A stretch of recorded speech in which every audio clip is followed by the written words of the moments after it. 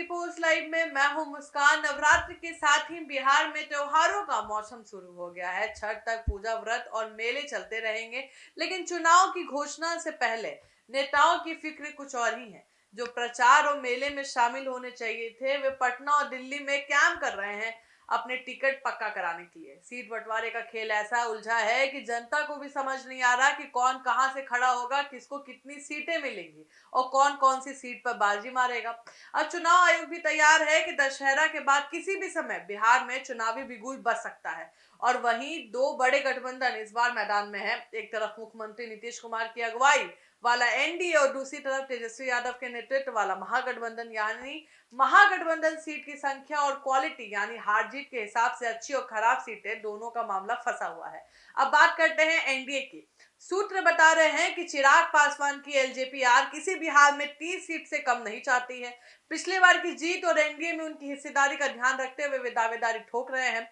लेकिन बीजेपी और जेडीयू का कहना है कि भाई 20 से 22 सीटें और एक राज्यसभा रख लो। बिहार परिषद का ऑफर भी दे रहे हैं ताकि चिराग खुश हो जाए, मगर चुनौती यह है कि पार्टी के अंदर कई दावेदार हैं, इसलिए 30 सीटें मिलने पर भी कोई नेता छूट जाएगा। अब आपको बता दें, बीजेपी और जेडीयू की शिखर वार्ता भी हुई है। अमित शाह और नीतीश कुमार की 20 मिनट की मीटिंग में एनडीए की सीट गणित पर चर्चा हुई है। जेडीयू किसी भी सहयोगी दल से सीधे बात नहीं कर रही है। बीजेपी को चिराग पासवान, जीतन राम मांझी और उपेंद्र कुशवाहा से बात करनी है। 5 दलों को एक टेबल पर लाना आसान नहीं है। मांझी ने धमकी दी है कि 15 सीट नहीं मिली तो अकेले लड़ेंगे। उपेंद्र कुशवाहा नसीहत दे रहे हैं कि लोकसभा की तरह खुद ही गोल मत मारो। अब आपको बता दें कि अब आते हैं महागठबंधन की तरफ। भाई, तो विपक्षी दलों में सीट बंटवारा और तनाव अपने चरम पर है। राहुल गांधी की बिहार यात्रा ने कांग्रेस में इतना उत्साह पैदा कर दिया है कि तेजस्वी यादव खुद संभल नहीं पा रहे हैं। लालू यादव मौन धारण किए हुए हैं। अगर चाहे तो सीधे सोनिया या राहुल से बात कर उलझन खत्म कर सकते हैं। 2020 में कांग्रेस ने 70 सीटों पर चुनाव लड़ा और सिर्फ 19 जीत पाई, लेकिन इस बार भी कांग्रेस वही मांग कर रही है। अगर उन्हें पसंदीदा अच्छी सीटें मिली तो संख्या 55 से 60 तक जा सकती है, मगर ये बात बाकी सहयोगी दलों को पच नहीं रही है। वही लेफ्ट पार्टियां भी पीछे नहीं है। तीनों लेफ्ट पार्टियां ने पिछले स्ट्राइक रेट और प्रदर्शन के आधार पर बनाकर सीटों की मांग भी बढ़ा दी है।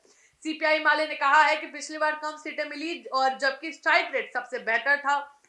महागठबंधन में कांग्रेस ने 76 सीटें और वीआईपी ने 60 सीटों की सूची और राजद को सौंप दी है। अब तेजस्वी यादव के लिए चुनौती यह है कि सबको संतुष्ट करे या खुद की पकड़ मजबूत रखे। कांग्रेस का संदेश साफ है कि अगर सरकार बनानी है तो तेजस्वी को ही सीएम बनना है। इस हथियार बनाकर सीटों पर समझौता के लिए दबाव डाला जा रहा है। कांग्रेस मानने को तैयार नहीं है कि सीएम तेजस्वी होंगे। साथ ही मुकेश सहनी भी चुनौती बने हुए हैं। 2020 में एनडीए में अंतिम समय पर आए सहनी को भी ठीक ठाक और जीतने योग्य सीट चाहिए। कांग्रेस चाहती है कि आरजेडी उन्हें अपने खाते से शामिल करे और वीआईपी को बराबर हिस्सेदारी मिले।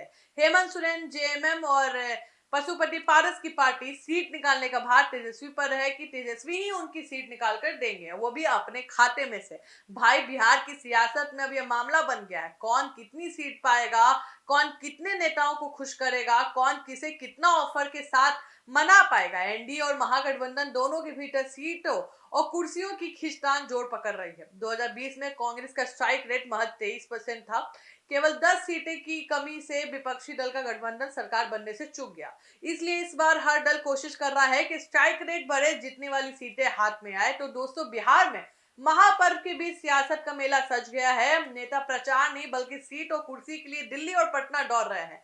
एनडीए में चिराग पासवान की मांग, बीजेपी जेडीयू की कोशिशें, महागठबंधन में कांग्रेस, वीआईपी और लेफ्ट पार्टियों की डिमांड, सभी मिलकर चुनाव की आग में और तेज हो रहे हैं।